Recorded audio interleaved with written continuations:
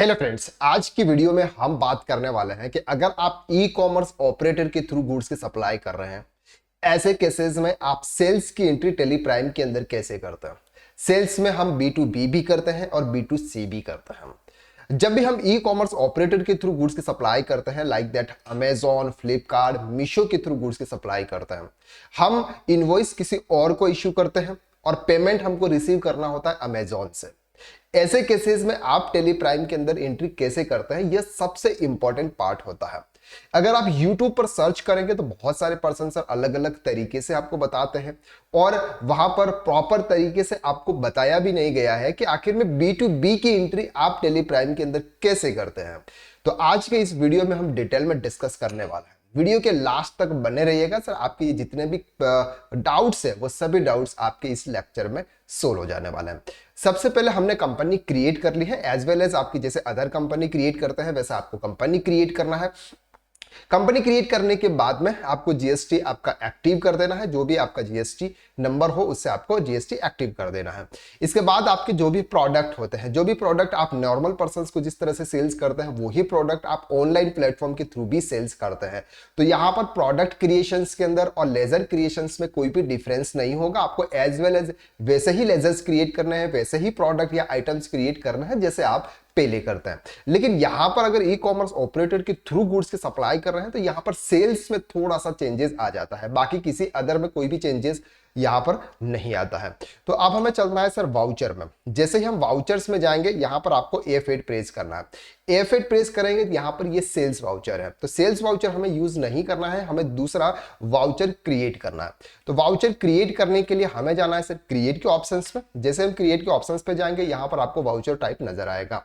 Voucher type में यहां पर सर हमें लिखना है ऑनलाइन सेल्स। आप ऑनलाइन सेल्स का एक नया वाउचर क्रिएट कर लीजिएगा और सेलेक्ट टाइप ऑफ वाउचर, वो आपका सेल्स का ही पार्ट होगा, इसलिए आपको यहां पर सेल्स सेलेक्ट करना है। एक्टिवेशन वाउचर टाइप, यहां पर आपको ऑप्शंस को यस करना है। मेथड ऑफ वाउचर नंबर में आप ऑटोमेटिक जो भी आपको सेलेक्ट करना है वो आप सेलेक्ट कर सकते हो। रिटर्न ओरिजिनल वाउचर नंबर या फिर री नंबर वाउचर जो भी आपको करना है वो आप सेलेक्ट कर लीजिएगा। सेल्ट एडिशनल नंबरिंग डिटेल्स, इस ऑप्शन को अभी हम यूज करने वाले हैं, लेकिन अभी हम इस ऑप्शन को नो कर देते हैं। ठीक है, इसके बाद हमने उसको सेव कर दिया। जैसे ही हमने सेव किया हम वाउचर्स में जाएंगे। वाउचर्स में आपको यहां पर मिलेगा सर F8। जैसे ही आप F8 करेंगे ऑनलाइन सेल्स का ऑप्शन आ जाएगा। लेकिन ऑनलाइन सेल्स के ऑप्शंस में यहां पर ऑनलाइन सेल्स के ऑप्शन में यहां पर आता है सर इनवॉइस नंबर 1। जब भी हम जीएसटी की बात करते हैं, जीएसटी में GSTR 1 हमें फाइल करना होता है और GSTR 3B के अंदर हमें टैक्स का पेमेंट भी करना होता है, क्योंकि हम ई कॉमर्स ऑपरेटर के थ्रू गुड्स की सप्लाई करते हैं, इसलिए जो भी जीएसटी का पेमेंट होता है वो हमें ही करना होता है। इसलिए हमें, अगर हम सामने वाली पार्टी B2B है तो उसको इनवॉइस वाइज डिटेल शेयर करनी होती है और B2C है तो हमें परसेंटेज वाइज डिटेल शो करनी होती है। अगर हम यहां पर नॉर्मल सेल्स में अगर हम सेल्स करते हैं, जैसे हमारा कोई भी वॉकिंग क्लाइंट्स आया उसको हम सेल्स कर रहे हैं, तो यहां पर आपका इनवॉइस नंबर सर 1 है। और अगर आप ऑनलाइन सेल्स के थ्रू सेल्स कर रहे हैं तो यहां पर भी आपका सर इनवॉइस नंबर 1 है। जब आपने ऑलरेडी एक इनवॉइस आपके सेल्स वाउचर में आपने रिकॉर्ड कर दिया है और फिर से आप ऑनलाइन सेल्स के वाउचर में जाएंगे तो यहां पर भी आपका वाउचर नंबर सिंगल आएगा। तो यहां पर जब आप GSTR 1 फाइल करने के लिए जाओगे तो वहां पर आपका डबल इनवॉइस कैलकुलेट करेगा, यानी कि आपका डुप्लीकेट इनवॉइस है।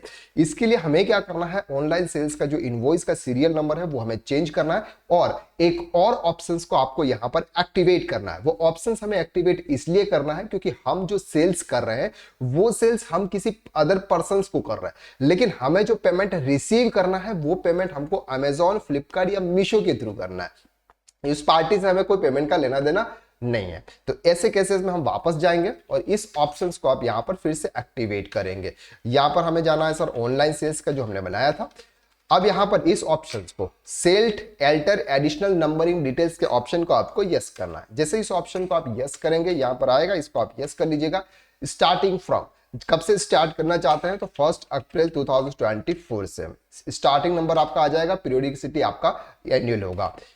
एप्लीकेबल 1/4/2024। अब सर आप ये चाहते हैं प्रीफिक्स डिटेल, यानी कि जो भी आपका इनवॉइस नंबर होता है उसके पहले आप क्या लिखना चाहते हैं, तो हम लिखना चाहते हैं सर ऑनलाइन /2425/। ठीक है, ये लिख के आ जाएगा। इसके बाद आपके इनवॉइस नंबर 1 2 3 4 इस तरह से ऑटोमेटिक वो आपका कैलकुलेट करेगा। ठीक है, इसके बाद एप्लीकेबल फ्रॉम सफिक्स की डिटेल्स हमको डालने की, यानी कि पीछे 24 25 के बाद इनवॉइस नंबर, इसके बाद में हमें कुछ लिखना है नहीं सर, इसके बाद हमें कुछ भी नहीं लिखना है। इसके बाद सबसे जो बेस्ट ऑप्शन है आपका यूज ऑफ पीओएस इनवॉइसिंग, इस ऑप्शन को आपको यस करना है।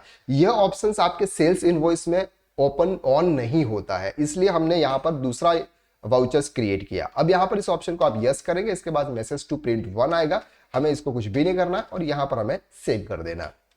ठीक है, चलिए अब हम चलेंगे सर वाउचर में। जैसे हम वाउचर्स में जाएंगे F8 प्रेस करेंगे, यहां पर आप ऑनलाइन सेल सेलेक्ट करेंगे। अब बात करते हैं सर पार्टी नेम। जब भी हम B2C की सप्लाई करते हैं, फॉर एग्जांपल हमारा अमेजॉन के थ्रू ऑर्डर आया कि सामने वाली पार्टी को आपको गुड सप्लाई करना है, लेकिन सामने वाली पार्टी सर B2C है, तो B2C के इतने सारे हम ट्रांजैक्शन को रिकॉर्ड करते हैं, तो वहां पर हमें लेजर्स क्रिएट करने की जरूरत नहीं है।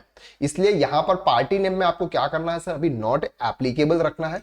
जैसे आप नॉट एप्लीकेबल रखेंगे, यहां पर बायर की डिटेल्स आपसे पूछेगा, तो जाकर बायर की डिटेल्स आप यहां पर इंटर कर सकते हैं। जैसे हमने कर दिया सतीश कुमार, फॉर एग्जाम्पल हमने ये लेजर्स क्रिएट कर लिया सतीश कुमार। ठीक है,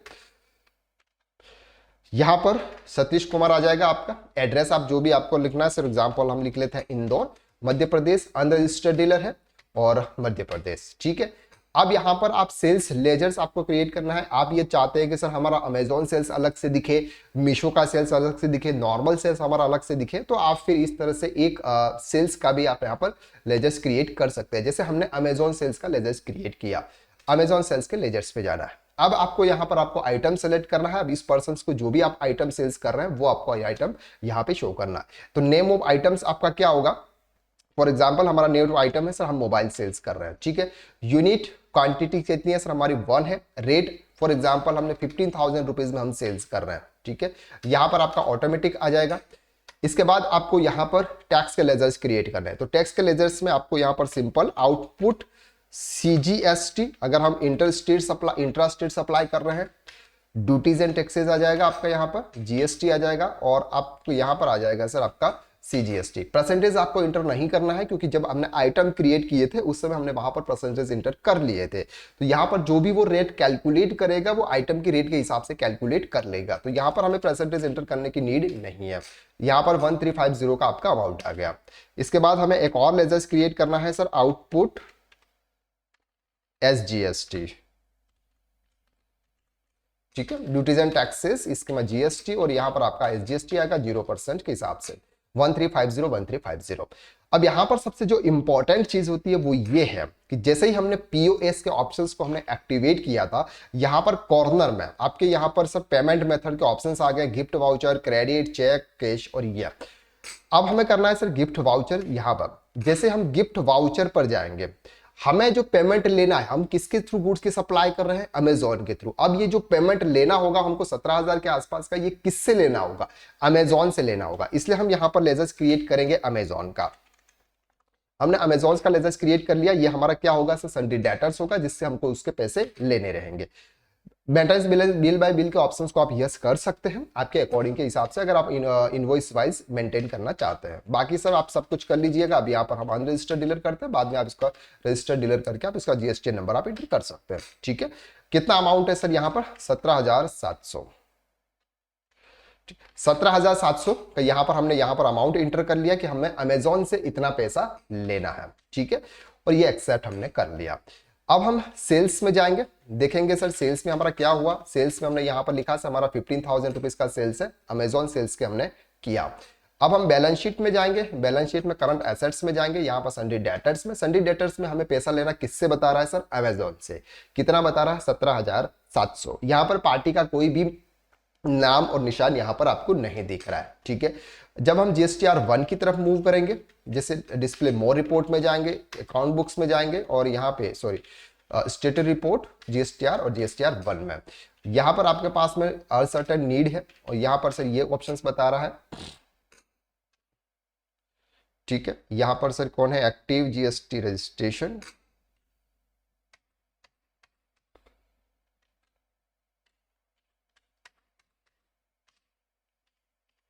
ठीक है, तो यहां पर आपको दिख रहा है सर B2C सप्लाई।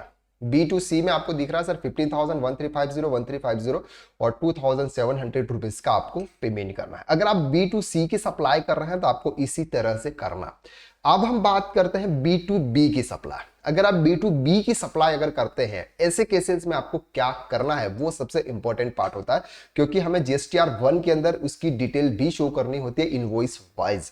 इसलिए हमें चलना है सर वाउचर में। जैसे हम वाउचर्स में जाएंगे, यहां पर आपको पार्टी नेम क्रिएट करना है। तो जैसे हम यहां पर पार्टी नेम क्रिएट करते हैं, फॉर एग्जाम्पल पवन, ये हमारा सर पार्टी नेम है पवन।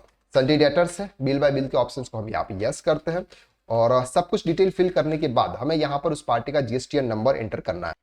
तो हम यहाँ पर पार्टी का जीएसटीएन नंबर एंटर कर लेते हैं। इसके बाद उसे हम कर लेते हैं सेव। यहाँ पर भी सेम टू सेम डिटेल्स आएगी आपकी।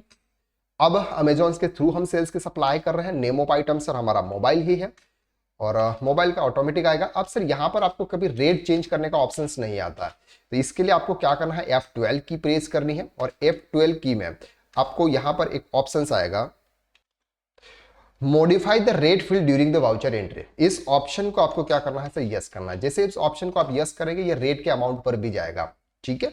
इसके बाद हमें क्या करना है सर, आउटपुट, ये हमारा इंटरस्टेट का है, इसलिए हम आउटपुट CGST और आउटपुट SGST हम यहाँ पे चार्ज करते हैं। टोटल सर यहाँ पर 2 इनवॉइसेस हम डाल देते हैं ताकि सम अमाउंट बैच नहीं करें। तो यहाँ पर सर आपका अमाउंट आ जाता है 2700। अब हमने यहाँ पर B2B की सप्लाई की, हमने लेजर्स क्रिएट किया, और लेजर्स इसलिए क्रिएट किया ताकि वो आपके GSTR 1 के अंदर B2B की सप्लाई में दिखे। अब हमें यहाँ पर सर गिफ्ट वाउचर में जाना है। गिफ्ट वाउचर में हमें अमेजॉन सेलेक्ट करना है, क्योंकि इसका जो पेमेंट होगा वो हमारे किसके थ्रू आएगा, अमेजॉन के थ्रू आएगा। अमेजॉन उसके जो भी एक्सपेंसेस होंगे, जो भी चार्जेस होंगे, जो भी TDS TCS, वो सब डिडक्ट करने के बाद वो हमारे अकाउंट्स में क्रेडिट करेगा। यानी कि हमें पवन से कोई भी लेना देना नहीं है। पवन को तो हम सिर्फ गुड सेल्स कर रहे हैं ताकि हमें GSTR 1 के अंदर शो हो। तो यहां पर हमें अमेजॉन सेलेक्ट करना है, और 35,400 रुपए हमको यहां पर एंटर करना है, ठीक है। जैसे हमने यहां पर अब एंटर कर दिया, अब हम देखेंगे GSTR बैलेंस शीट में। यहां पर सबसे पहले प्रॉफिट एंड लॉस में देखेंगे। यहां पर सर आपका सेल्स हो गया, 2 इनवॉइस हुए हमारे ऑनलाइन 42525 2 नंबर, ये भी हमने किया सर, अमेजॉन को किया। आपको यहां पर इस तरह से शो होगा, ठीक है। इसके बाद हम चलेंगे सर बैलेंस शीट में। बैलेंस शीट में सन्डी डेटर्स में, यहाँ पर सन्डी डेटर्स में देखो, यहाँ पर ये जो पेमेंट लेना निकल रहा है, ये किससे लेना निकल रहा है, ये भी सर आपका 35,400 अमेजॉन सेल्स के थ्रू, अमेजॉन से ही लेना निकल रहा है, ठीक है। हालांकि जाके हमने लेजर्स किससे क्रिएट किया था, पवन के नाम का लेजर्स हमने क्रिएट किया था, और उसके नाम पर हमने इनवॉइस बनाया, लेकिन पेमेंट हम किससे रिसीव करेंगे, अमेजॉन के थ्रू, ठीक है। अब हम चलते हैं सर GSTR 1 में। GSTR 1 में हम यहाँ पर जाएंगे डिस्प्ले मोर रिपोर्ट में, स्टेट रिपोर्ट में, GST रिपोर्ट और GSTR 1 में।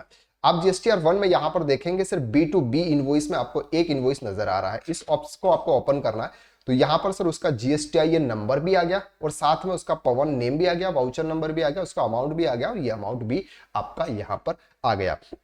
तो ये था सर आपका B2B इनवॉइस। और हमने एक और किया था सर B2C इनवॉइस। तो जब भी आप कोई सेल्स की एंट्री करते हैं, अगर आप ई-कॉमर्स ऑपरेटर के थ्रू गुड्स के सप्लाई करते हैं, तो आपको पॉइंट ऑफ सेल्स के वाउचर्स को आपको यूज करना होगा, आपको इस तरह से ट्रांजैक्शन को रिकॉर्ड करना होगा। जब इस तरह से ट्रांजैक्शन को आप रिकॉर्ड करोगे, तो आपको जो पेमेंट लेना रहेगा, यानी कि आपको बुक्स के अंदर जो सन्डी डेटर्स दिखेगा, वो आपका अमेजॉन, मीशो या फ्लिपकार्ट दिखेगा। और जब आप B2B की सप्लाई करेंगे और इनवॉइस वाइज की डिटेल आपको देनी होगी, तो पार्टी वाइज आप जिस पार्टी को आपने इनवॉइस इश्यू किया हुआ है, जिस पार्टी को आपने गुड्स की सप्लाई की हुई है, उसका इनवॉइस आप यहां पर अपलोड कर पाओगे।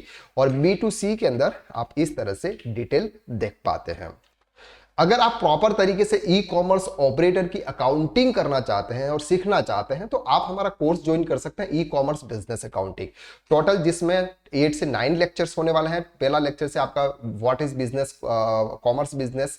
इसके बाद sir how to record sales या ई-कॉमर्स ऑपरेटर, 43 मिनट्स का वीडियो। इसके बाद से sales return from e-commerce client. अगर आप ई-कॉमर्स क्लाइंट से अगर आप सेल्स रिटर्न करते हैं, तो वो आपके बुक्स के अंदर आपको कैसे शो करना है।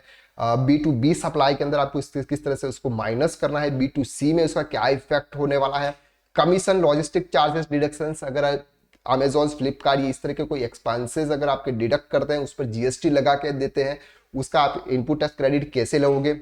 TDS deduction by e-commerce operator section 194A के थ्रू अगर ई-कॉमर्स ऑपरेटर TDS डिडक्ट करता है, उस केसेस में आपको एंट्री कैसे करनी है। TCS अंडर GST, TCS जब ई-कॉमर्स ऑपरेटर आपका TCS कलेक्ट करता है, तो उसकी एंट्री कैसे करनी है। TCS के लिए आपको GSTR 7 किस तरह से फाइल करके आपको TCS को आपको एक्सेप्ट करना होगा।